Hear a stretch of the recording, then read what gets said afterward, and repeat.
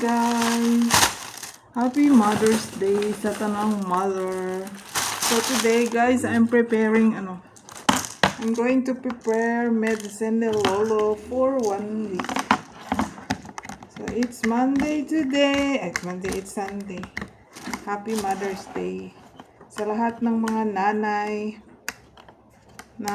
na sakripisyo para sa mga anak, especially mga nanay na OFW.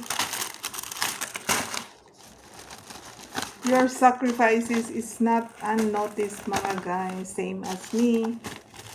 So, Tajahaw, kaon tagbahaw, magandang buhay mga pingyo, kumusta ang araw nyo? So this video guys, ito pala ay kahapon ko. Pero hapon ko binidyo kahapon. So kahapon pala is Mother's Day guys, no? So I'm so blessed na isa akong Mother Earth, ulirang inahan sa kanunay panabang. So guys, no, hindi biro yung magiging isang nanay, no, sa lalo na pag marami kang anak.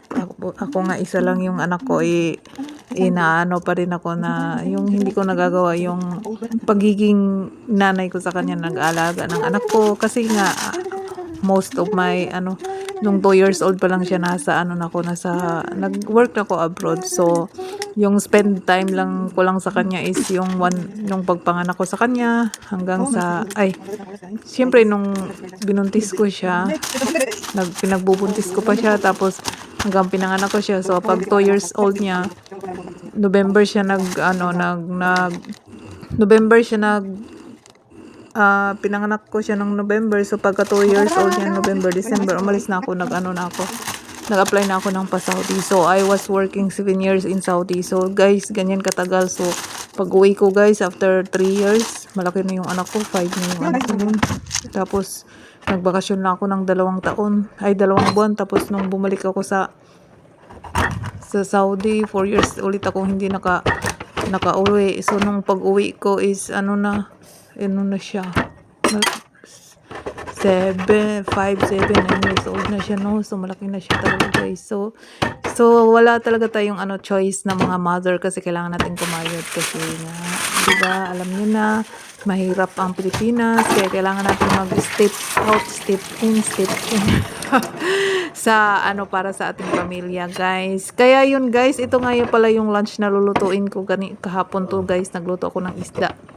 So dahil malaki yung isda guys, is hinati ko lang siya kasi nga para bukas na naman yung iba, para hindi siya yung fresh na luto ba. So malaki yung isda guys, hindi ko alam yung isda niya, maitim man yan na isda. So yun lang guys. So yung mga shoutout sa mga mama na nag-sacrifice, sa mga sa mga working mom, sa mga hands-on mama, sa mga single mom, sa mga single dad na single mama na din. Kaya your sacrifice guys is very very honorable honorable mention, diba? Yung alam mo ang babae guys, no, pag nanay ka na, hindi biro ang mga anak. Yung mag-anak ka guys, as in sobrang sakit na. Tapos yung mag-alaga ka pa, lalo na yung baby mo, maiyak-iyak na. Iyakin yung baby mo. Ay naku, Diyos ko talaga, yung anak ko is iyakin. Grabe yung sacrifice ng mga nanay. Kaya pagbunyi ang ating mga ulirang ina, di ba? Ulirang ina. So don't forget yourself guys, no? Kahit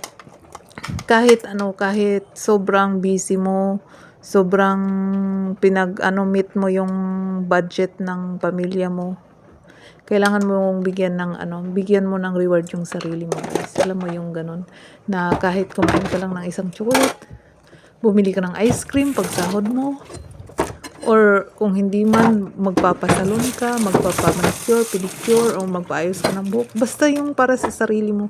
Don't really forget yourself guys, kasi you are special, you are amazing, you are loved, you are very important, diba? You are beautiful inside and out. So kailangan mong kailangan mong pasahin yung sarili mo, kasi kung wala mang magpapasaya sa'yo, ikaw na gumawa para sa sarili mo guys. So yun lang yung ko guys, yun lang yung Maipapayo ko sa mga mother dyan na tulad ko is working mom, don't really forget yourself, guys. So, esteem ko lang yan siya, guys. Diba? Mabilis lang. So, yun lang, guys, for today's video. Say Jen, waini, dalaygon ang Diyos. Amping mong tanan, guys, dahil you are loved.